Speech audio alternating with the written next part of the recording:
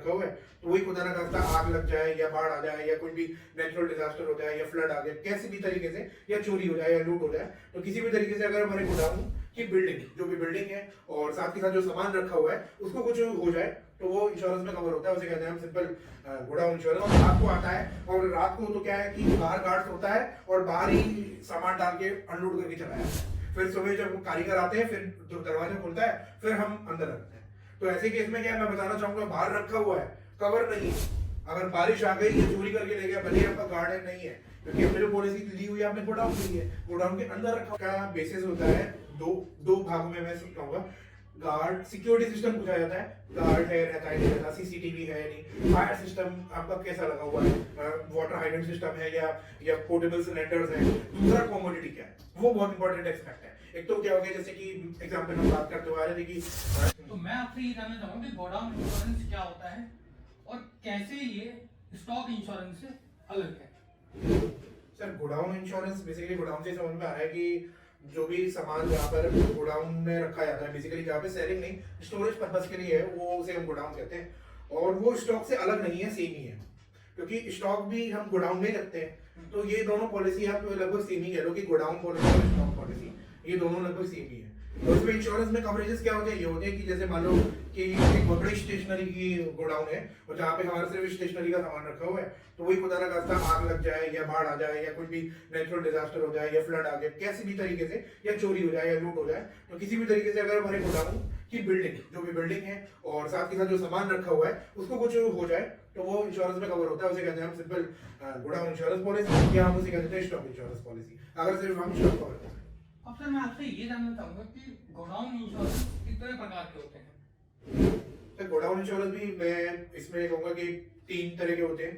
Basically godown insurance में पहला तो हो गया कि गोडाउन सिर्फ स्ट्रक्चर कवर कर रहे हैं, दूसरा हो गया कि गोडाउन का स्ट्रक्चर साथ ही साथ गोडाउन में जो रखा हुआ सामान वो, तीसरा हो गया कि हम सिर्फ गोडाउन में रखा हुआ स्टॉक जो है बेसिकली कंटेंट कर रहे हैं स्टॉक हम उसको कवर कर रहे हैं। तो ये 3 हो गया, ये बेसिकली 3 तरह के। अगर मान लीजिए सर कि हमारी जो शॉप है या हमारा गोडाउन वो हमारा रेंट पे है, तो ऐसे में हमें जो गोडाउन इंश्योरेंस लेना चाहिए तो वो हमारा किस तरीके से हम ले सकते हैं और वो कैसे हमारी चीजों को कवर करेगा जब हमारा एक गोडाउन रेंट पर है। इसमें 2 चीज होती है कि गोडाउन में क्या होता है कि गोडाउन स्ट्रक्चर बहुत बड़ा होता है, तो बेसिकली क्या होता है कि अगर किसी का लीज या किसी का एग्रीमेंट है तो कई बार उस एग्रीमेंट में लिखा होता है कि अगर आपने भाई रेंट पे ले लिया तो अगर कुछ भी इसको वियर एंड टियर तो ठीक है, लेकिन अगर कुछ हो गया ऐसा तो जिम्मेदारी आपकी है, क्योंकि स्टॉक आपका था। अगर और ये हैजार्डियस था, मान लो जैसे मैंने एग्जांपल लिया था कि स्टेशनरी वाला कि भाई अगर इसमें आग लग गई या कुछ हो गया तो मेरा अगर ये गोडाउन जल गया तो उसकी भी जिम्मेदारी आपकी है।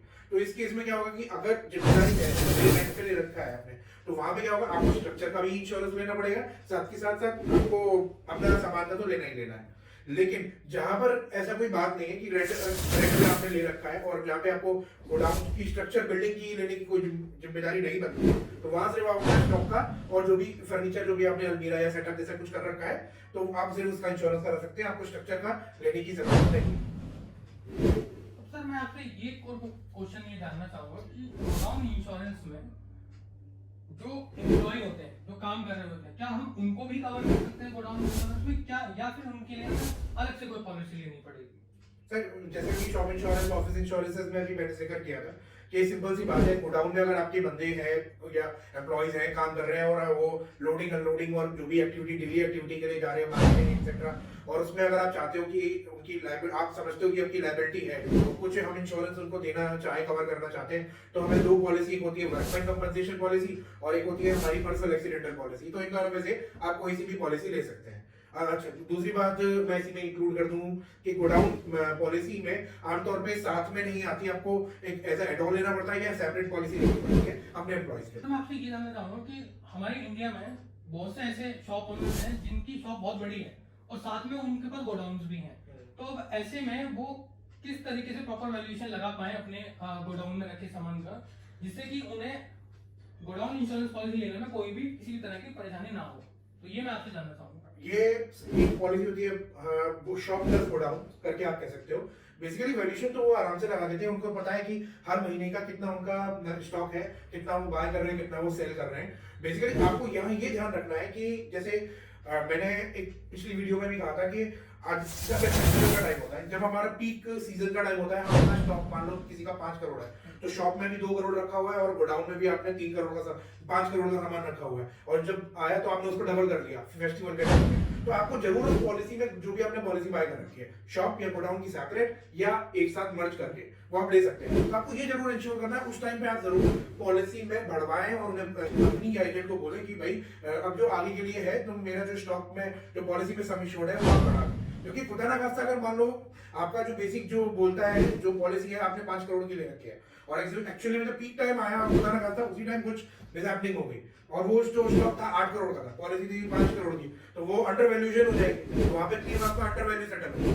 तो मेरा यही सुझाव है कि आपको उस टाइम पे जरूर ध्यान रखना है कि जितना आपका सम इंश्योर्ड बन रहा है, और जब उस टाइम बढ़ रहा है पीक सीजन में, तो आप उतना करें।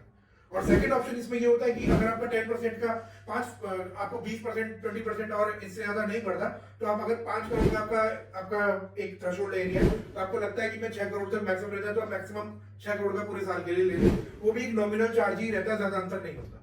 तो इस चीज का जरूर ध्यान रखें। सर इसी में एक क्वेश्चन जो अभी मैं पूछना चाहूंगा कि अगर हम गोडाउन इंश्योरेंस पॉलिसी ले रहे जी, जी। हैं और हमारा सामान उसमें 5 करोड़ का रखा है, जी। लेकिन जब फेस्टिवल आया तो हमने उसको डबल कर लिया। हाँ। अब वो जब हमने सामान डबल करा है, अब वो सामान हमारा अगले 2-3 साल तक नहीं बिका, तो क्या वो पॉलिसी हमें उतने टाइम तक कवर करनी पड़ेगी 2-3 साल तक, या उसका प्रीमियम भी उसी टाइम तक ही भरना पड़ेगा?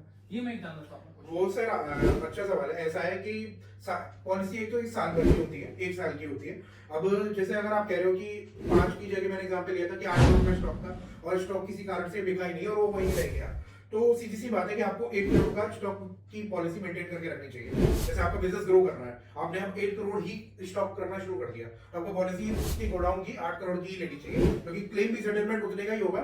जैसे कि मैंने आपको बताया था कि मार्केट वैल्यू के हिसाब से क्लेम सेटलमेंट होता है, जितनी आपकी बुक होती है, पॉलिसी भी आपको उतनी ही लेनी है जितना आपके पास स्टॉक गोडाउन के अंदर है।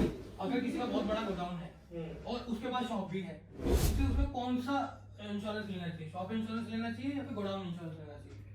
ये भी सर बहुत अच्छा सवाल है। इसमें क्या है कि ये कंपनी टू कंपनी डिपेंड करता है, और बेसिकली वो ये जानना चाहते हैं अगर आपकी डायरेक्टली डीलिंग है, डायरेक्टली कस्टमर आता है और कस्टमर आके बाय करके जा रहा है और रिटेल में आप दे रहे हो एक दो चीजें देन तो वो शॉप में जाएगा, लेकिन हाउस रखा हुआ है, वहां से आप बल्क में आपका मटेरियल जा रहा है, आप रिटेल में नहीं बेच रहे, आप होलसेलिंग का कर रहे हो, तो फिर वो आप गोडाउन में जाएगा। सर एक इम्पोर्टेंट क्वेश्चन है जो हमारे व्यूअर्स ने पूछा था लास्ट वीडियो में, कि अगर हमारे जैसे मान लीजिए कि मैं गोडाउन हूं और मैं अपने गोडाउन को रेंट पे देना चाहता हूं, ठीक है, तो मुझे उसमें कौन सी खास बात ध्यान रखनी चाहिए जिससे कि मैं इंश्योरेंस पॉलिसी लेते टाइम मुझे किसी भी तरह की कोई प्रॉब्लम ना आए?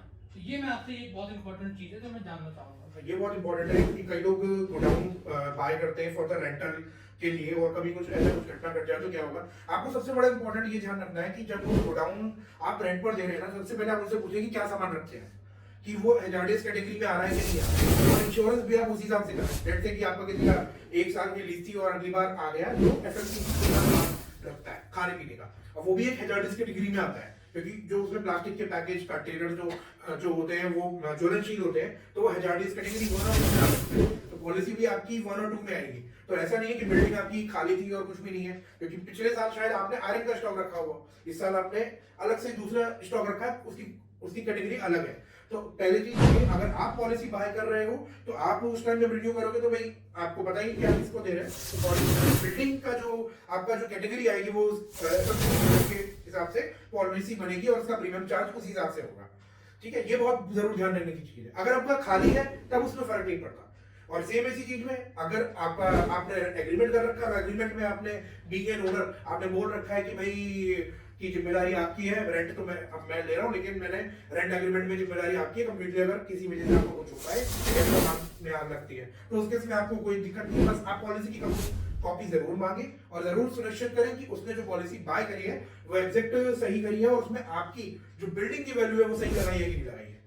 बिल्डिंग की वैल्यू ही रीस्टेटमेंट वैल्यू होनी चाहिए। जैसे गोडाउन आजकल है कि आपने 10 साल पहले खरीदा था और उसको सिर्फ रिफर्निश कराया और बाकी कुछ नहीं, और गोडाउन जब पहले बनाया था वो 50 लाख का बनाया था, आज उसकी कॉस्ट दोबारा से बनाने 2 करोड़ रुपए आ रही है, तो आपको रीस्टेटमेंट वैल्यू लेनी होगी 2 करोड़ रुपए। तो पॉलिसी में भी 2 करोड़ ही वैल्यू लेनी और उसी पे ही प्रीमियम चार्ज। अगर ज्यादा कुछ हो गया तो अंडर वैल्यू हो जाएगा और क्लेम सेटलमेंट भी फिर अंडर वैल्यू होगा। सर जैसे कि अभी गोडाउन्स हमारे इंडिया में बहुत से ऐसे हैं जहाँ पर क्या होता है कि सामान इतना ज्यादा होता है कि वो कुछ सामान तो गोडाउन में अंदर रखा जाता है, कुछ उसके आउटसाइड रखा जाता है। आउटसाइड इन द सेंस कि वो जो सामान है उनकी पर्टिकुलर बाउंड्री के अंदर है, बट वो कवर्ड नहीं है, आधा कवर्ड है, आधा कवर्ड नहीं है।